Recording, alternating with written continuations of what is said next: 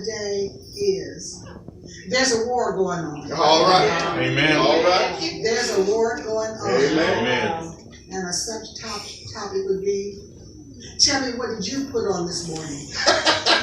Amen. All right. Yes, sir. All right. This morning.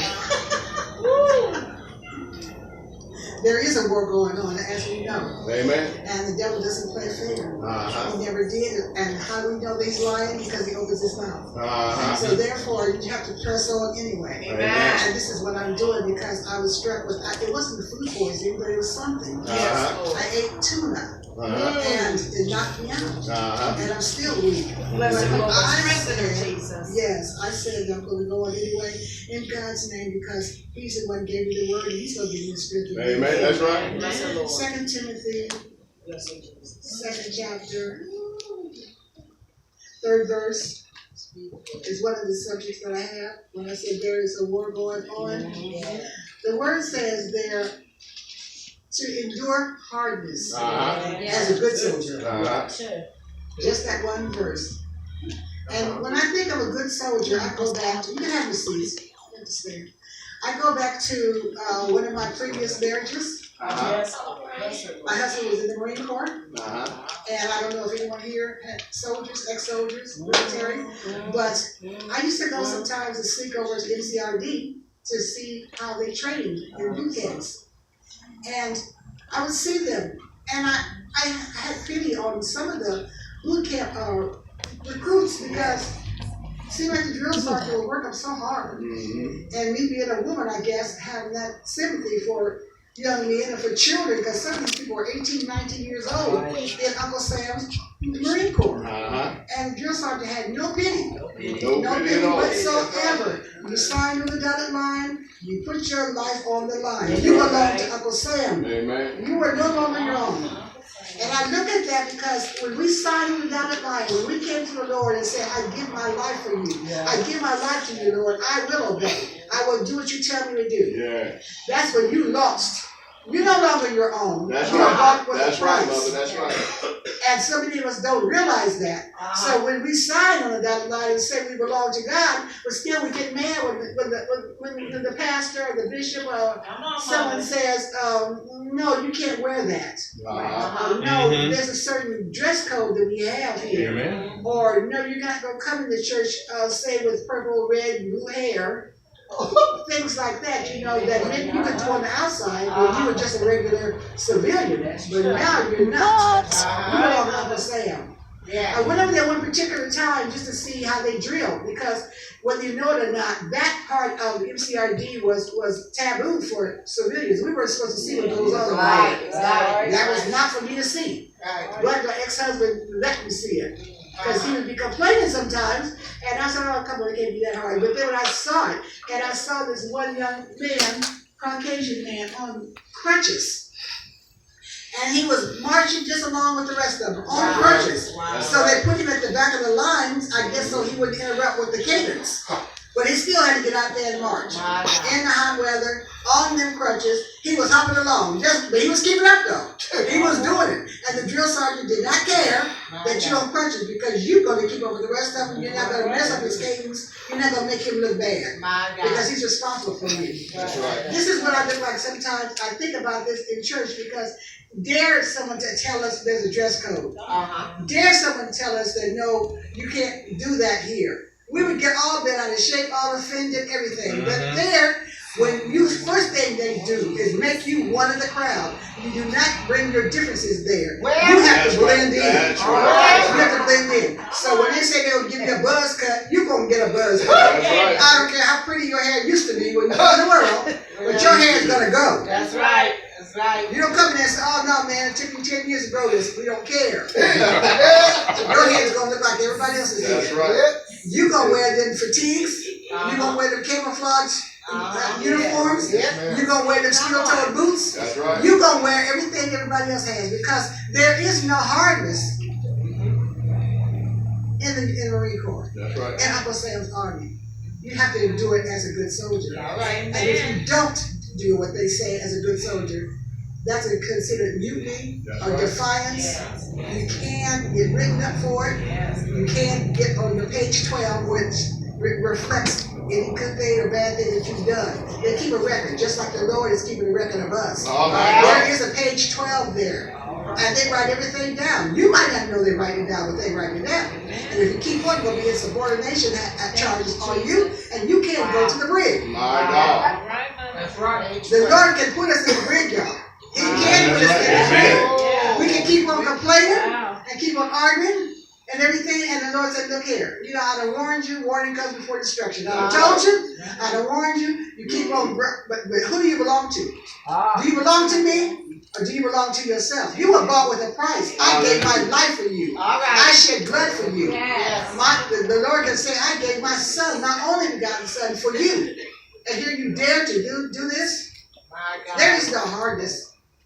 You have to be stern. You have to be obedient as a good soldier. That's right. Secondly, I said, what did you put on this morning? There you go. I guess you got, I hope you got what I'm saying. Yes. What did you put on this morning? Did you put on the Word of God? All right. Ephesians 6 chapter. Come on. There you go. In its entirety. First chapter in its entirety. Ephesians. It says, you know, that you should present yourself to the Lord as a good soldier. Put on the full armor of God, that you will be able to withstand the wiles of the devil in this evil way, this evil day. Now, what I was getting to as far as the Marine Corps is concerned was the uniform. The full armor of God is the helmet of salvation, the breastplate of righteousness, okay, that you can withstand the darts and the devil's throwing at you. Yes, ma'am. The sword of the Spirit. That's right. The feet shod with the preparation of the gospel of Yes, peace. ma'am. And the loins girt around you. And these things are protecting you. There are pictures of the full armor of God if anyone has ever seen them. And these protection all the way down. There's protection there. That's right. We get up. We don't even say thank you, Lord, for letting me wake up in the morning. Amen. Let alone preparing ourselves. Amen. We don't even think about preparing ourselves. We just Amen. go about our daily duty. You know, I got up and I'm getting ready to give me a cup of coffee and I'm getting ready to go to work now. No, I got to stop and give me a Jellyfield donut. Then I'm going to go and I might clock in 5 or 10 minutes late because what's that going to mean? I'm here, ain't I? I can't work. Come on. This is what we do. But the Lord has said, when you get up in the morning, give me thanks. My God.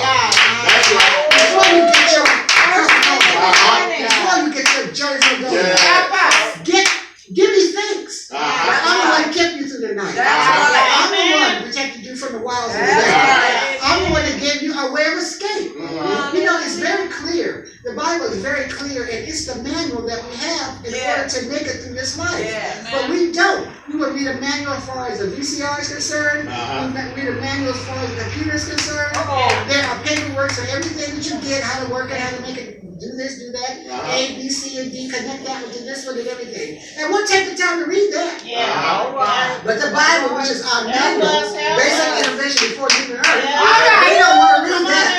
I got it. Lord, I came to you and I said, yes, I'll do it now. Leave me alone. I already got it. My You God. don't want the pastor to tell you nothing? You don't want the prophet to tell you nothing? My You God. don't want even your fellow workmen in the ministry to tell you anything. Because we don't know everything. Sometimes they know more than we know. And if they see us doing something wrong, they're supposed to pull our coattail and say, excuse me, not in a nasty way, not in a snotty way, excuse me, because you're heading for destruction, you're heading the wrong way. We don't want to do that. We don't read God's word. You have to shake the dust off. Because you might think the pastor's getting ready to drop by the house, so let me look like it's at least read. Let me look like, I don't pretend like I've been reading it. My God. Curl the top of the pages so it look like, yeah. I'm here, you know, I've really been reading this, but I don't even know Jesus keeping, I don't know nothing. We equate Shakespeare with the word. My God. And Shakespeare sounds good, it's wonderful. Come It's a on. play by a human man who had to die, had to go that way just like we have to go that way. Another thing I think about this third scripture that I have is James, the first chapter, in its entirety, first chapter. That's the Lord. When it says that you're not supposed to worry about adversity. You're supposed to be happy. You're supposed to be happy when things happen. When deep trials come.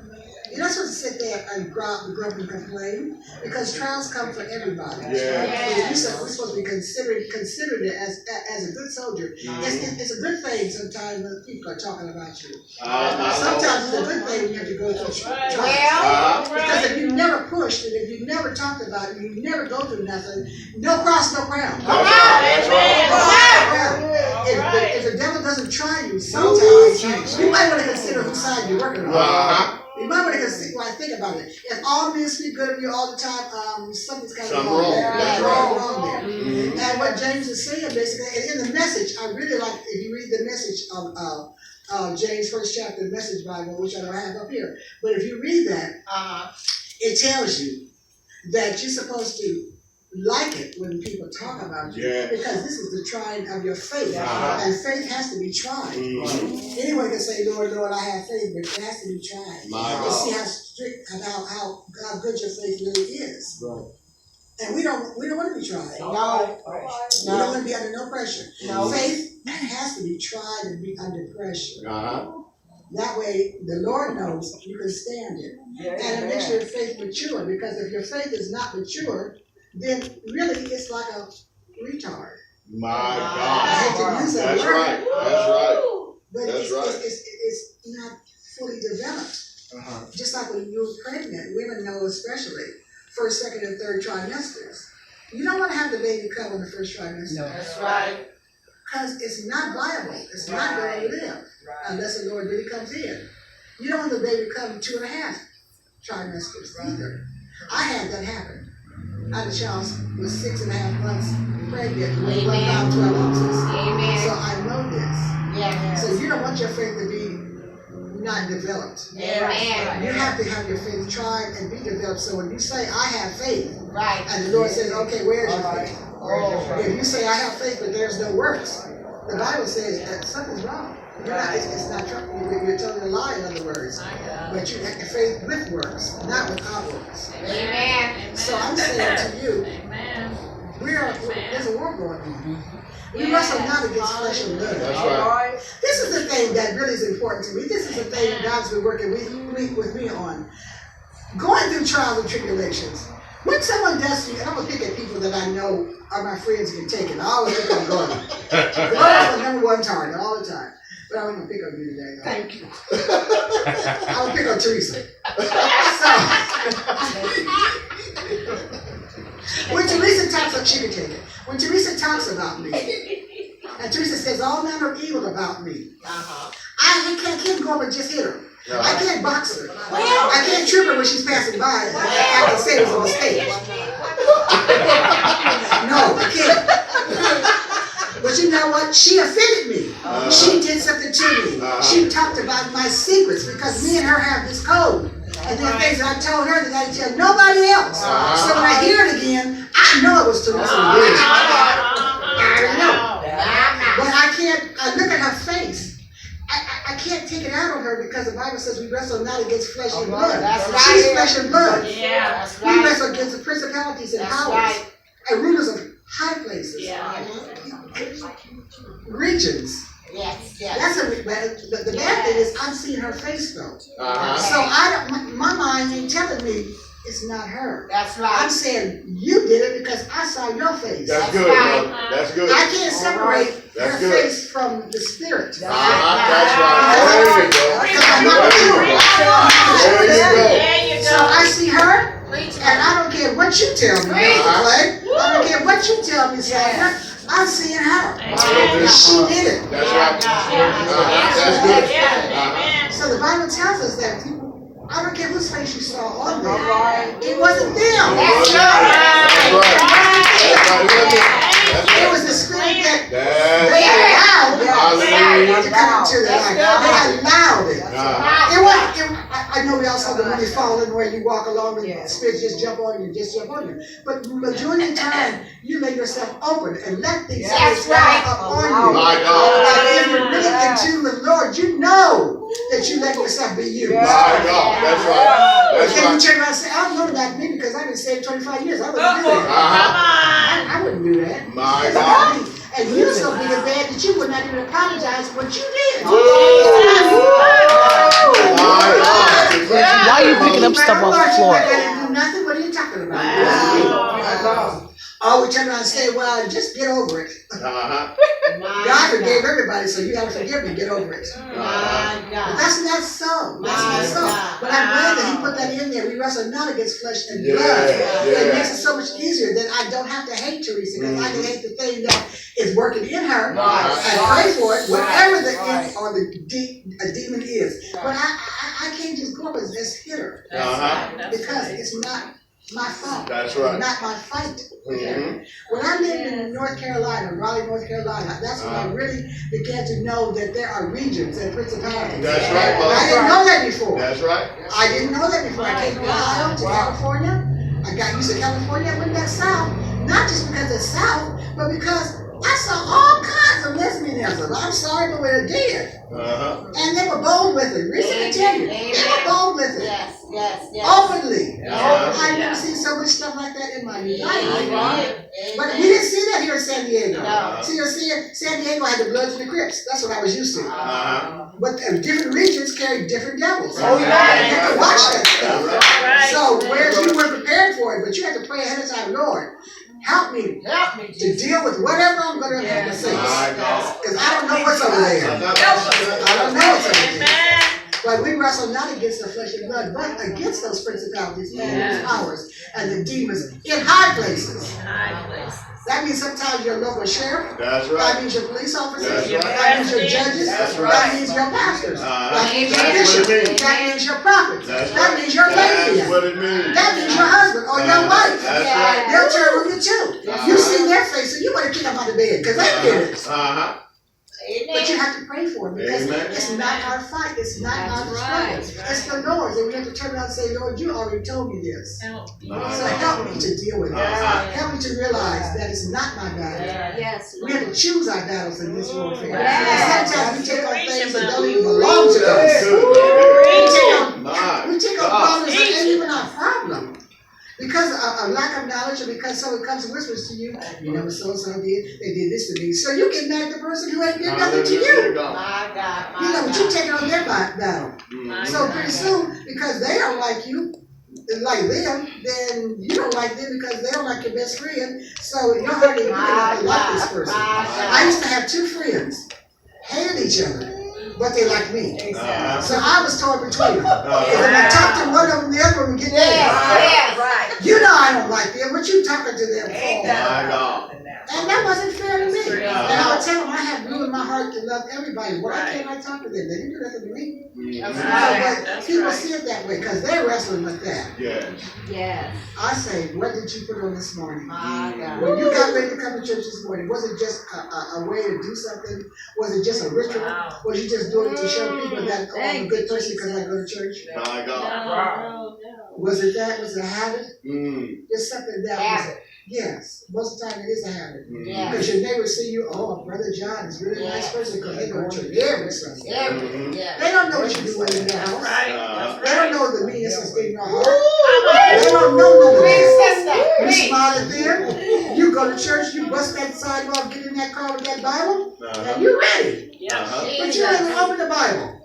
You sit there, and most of the time you're sitting there in church speculating about the person sitting next to you. Oh my God. What is she read that for? My What in the world did she put that on? You're talking good, Mama. My God. Why did she shut up?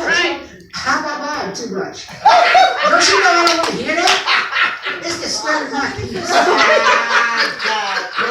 Now look at little kids. So you ain't getting nothing out of the sermon. The Lord couldn't tell you this is your day to meet your maker. You ain't even heard it. You're too busy talking about somebody else. What did you put on this morning? Did you put on integrity? My God. Did you put on love? Did you? My God. Or did you just come because they expect me to be there because I'm deacon so-and-so?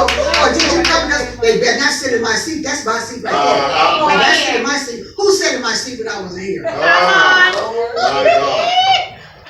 Did Prophet Clay sit in my seat? My God. It's a ritual. I have seen people that was in the church Because if they didn't, their ways shall look like they was going to. Uh-huh. They didn't come to worship That's the right. Lord. That's They didn't care anything about you and your God. Because he ain't their God. They just come to get a record, to get a report card. My God. That's all it is. Before men. But why do you fear man who can only destroy your body? You're supposed to fear the Lord.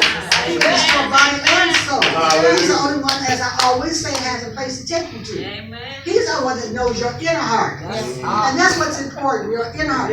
What did you put on this morning? Amen. Did you put on the helmet? Did you put on the breastplate of righteousness? So that when they throw the darts at you, you can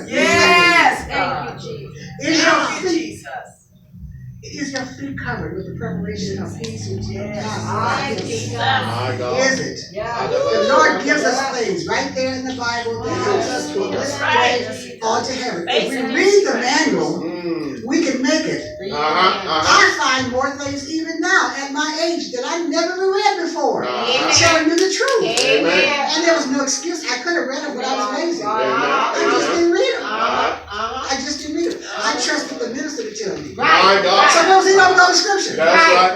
That's right. That's right. Then what? Then I'm following the wrong doctor. That's right. He could be telling me something his great grandma taught him. And a lot of times they didn't know how to read. They might know what if it was Jesus, which is a hymn.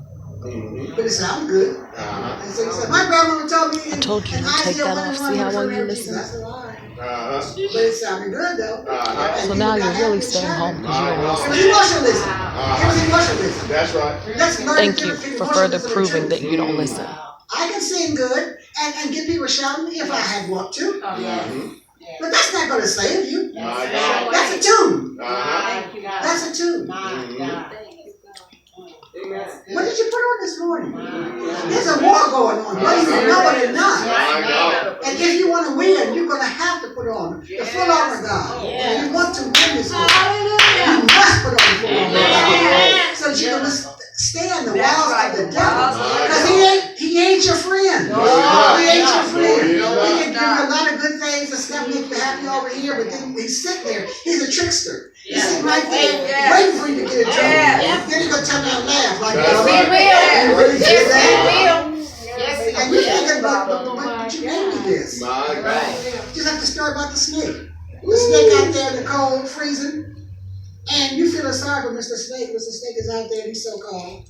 And he's really God's creature, so I'm going to take him in because he's freezing. I don't want him to die. I feel sorry for him. So you take Mr. Snake in and you warm him up. He gets cozy. He turns around and bites you. And you say, wait a minute, why are you biting me? Because I was good to you. I saved you. He said, but you knew who I was. He didn't change his character for you. That's right. That's right. That's right. He used you. Yes, he did. You better watch out for the snakes. Watch out who you take in. Watch out who you take in. And that's the truth as far even when you move. I heard Prophet Adam talking about his house. That's right. And I talked to him about it. And he said, Mom, don't worry about it. He said, I know who to live in my house. That's right. It's wisdom. That's right. Everything that comes to visit you is not always your fault. Amen. I don't care if they wear a smiling face or not. They're not always there to help you. My God. And when they leave, they're going to leave something good or they're going to leave something bad. And then you've got to have that power to clean it up. That's You got right. to clean it up. My God. And you be saying, but I don't do that kind of stuff. Where did that come from? Yeah. You didn't do it. Mhm. But your friends did. Amen. Or so-called friends. My God. He doesn't play fair. He doesn't play No, fair. he does not. You're watching TV, one of your ratchet shows. Mm. We all got ratchet shows. Let's tell the truth now. We all got ratchets. And you watch one of them, then you go to bed and you get weird dreams. No, I'm not full of lust. I don't do that kind of stuff. But that's what you entertain. It's there in your subconscious. My It ain't God. gone nowhere. Mhm. But the Bible tells us do not do these Don't things. try to do it. It's too late. Lust, when it gets pregnant, it has a baby. My God. That's right. That's right. Lust can start out real small. That's right. Real innocent. It ain't gonna hurt me to watch Housewives of Atlanta. You know, it's irritating. They gonna, you know. But then after that, you're gonna start watching the other people that's even worse. And nowadays, they put on pornographic stuff up around 8 o'clock. That's right. They used to wait till at least 10 or 11. Exactly. The kids supposed to be sleeping. They put it on early in the evening so the kids could do something too. They even got pornographic cartoons. Yeah. Bugs Bunny ain't even safe no more. He is not safe no more. Commercial. Commercials, yes, yes. So all these things the Bible tells us not to do. There is a manual. There is basic information before leaving earth. Why did the Lord waste his time to tell us these different things? Just for us to overlook it and say, God, I know better than you. I ain't got to do this. I ain't got to read this. You was wasting your time with this. I know what to do. I know what to do. Because we get so holy, and we've been saying 2 days, and all of a sudden we got the answers to everything.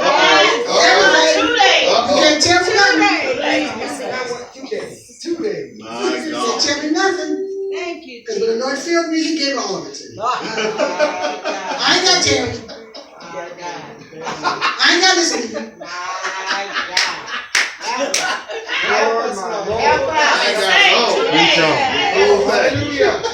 Got everything. Full armor. I got all of it. The Lord came to me just like he came to me, so you can't tell me nothing.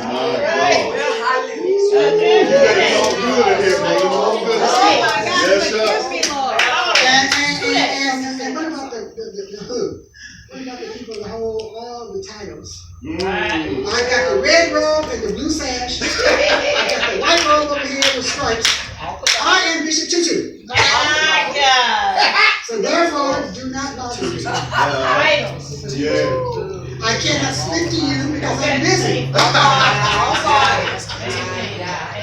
See my armor bearer over there. Talk to them. I experienced this. I experienced this in North Carolina. North Carolina was an eye-opener for me and my family. I went to this church, membership 2000 on an easy day. And I mean every bit of it. They had cameras, they was on TV, everything. Wonderful minister, preached, highly anointed. Right hand of Bishop Patterson, high up in the Church of God in Christ. And I was so happy, and I'm just a little country me. And I'm going there, and I want to just shake the man's hand and say, I really enjoyed your service. And you are blessed. This armor bearers came from nowhere. I know they did. And looked at me and said, will we help you? Exactly. And I said, and I was astonished. I said, I just want to speak to the minister. I said, you have to make an appointment. Are you busy on Tuesday? You can see you on Tuesday. Wow. Oh my Lord. And this is the truth. My children can tell you. This is a fact. It's real. It's a fact. And I was just like, I was astonished. I didn't know what to do. I was taken back. I said, I never. You ain't got to worry about me. I don't want to speak to you no more. I will not. I took it really. I took it internalized. I really did. And I should have because. But not reachable. That's exactly, not touchable. We have ministers here who are touchable. Yes. You got the phone number. Amen. You can call them. Amen. You can text them. Amen. Some people do even drop by the house. Amen. I don't, but people by the house. So this is what, we be thankful that we have people who are not so high mucky muck that they ain't got time for the little people. Be careful. All I'm saying is, what did you put on this morning? Beautiful.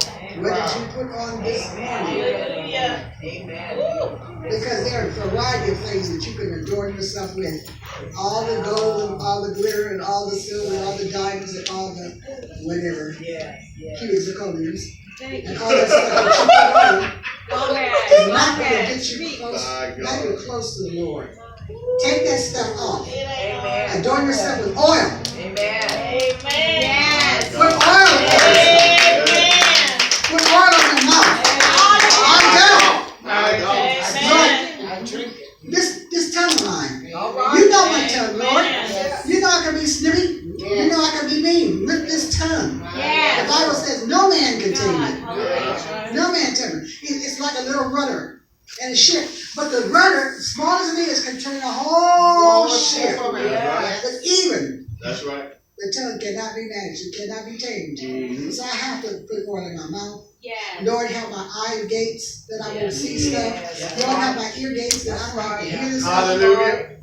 It's better that you got 2 ears and 1 mouth. Uh-huh. Amen. That means listen is twice as much as you talk. Yeah. Oh my God, Every that's every good. time you open your mouth, That's it ain't good. always expedient. Paul said what is lawful is not always expedient. All right. Just because you might know it. And it might be the truth. Uh-huh. It might be the truth. But sometimes it's not timely to say it. Amen. Sometimes the Lord gives us things to pray for, That's right. not to speak on. That's right. He'll give you Amen. time to speak on it. And if there's more time, you just pray about it. Because Amen. that's why he's got you there. Maybe 2 or 3 people can pray for a whole church. Amen. Because the Lord will honor that. Yes, He will. If there's 2 or 3 people that are saved and truly saved, He will honor that. Yes, He He will will. honor that. Yes, He will. And what did you put on this morning? I'm just wondering. It's not always good. We're in a war. Yes, we are. Yes. It ain't just about Iraq, That's right. Iran. That's right. Amen. That's right. That's right. It's the spiritual. It's a war. Yes, God. And this war ain't about no nuclear missiles and stuff like that. No. This is your soul. And Pastor did say a couple weeks ago, eternity is too long to be wrong. That's right. Too long to be wrong. Amen. Eternity. Yes. We wrong. It's too long to be wrong. And that is the truth. Amen. And there is a hell. Yes, there is. Yes. The rich man, Yes. he wanted the poor man to just dip his finger in the Yes. the water, Yes. just to Yes. go and cool his tongue. Mhm. He was burning. Mhm. He was burning. And he had to be told, there's a gulf between us. Yes. You cannot come over here and I cannot go over there. Jesus. Then go tell my brothers. Tell my brothers, they don't want to come here. Mhm. I had to be told. There are prophets and ministers there to tell him. Now, if he ain't gonna listen to them, how they gonna listen to somebody who said they came from the dead? That's right. Wow. That's right. That's right. There's things that we can do to save ourselves so much problems. So much. So many problems. If we don't take the time to read the word, we don't take the time to study, we don't take the time to learn, because after all, like I said, we're gonna save 2 days, so we got it. We're on fire, we got it. My God. And it's good to be on fire, but be on fire with some knowledge behind your belt. Yes. Yes. Oh, forgive us. Yes. Help us. Help us. And just stuck out to me, what did you put on this morning? Mhm. You gotta put on the whole armor of God, that you be able to withstand in these evil days. When I was coming along, it wasn't always that way. But now I have to pray for my grandchildren. Amen. Pray for them. That's right. Amen. And that subject too, I never knew nothing about that stuff. He was a boogeyman. We didn't know stuff like that. Right. Amen. Yeah, We didn't know about it. Yes, boogeyman, red eyeballs. Yes. And now we got all these things, spice and all this kind of stuff. But what is a spice? I had to be informed. I had to ask Oh, I know what what you mean. spice was. Yes, sir. And there's even more stuff. The other day I was watching TV and they got a new one. I'm trying to keep up with the old ones, and there's still new ones every single day, and they're cheap, so the children can get That's them right. easy, That's right. you know, and on the campus of the schools, and then there's peer pressure, and then the people talking about you because you don't want to do it, or they're talking about you because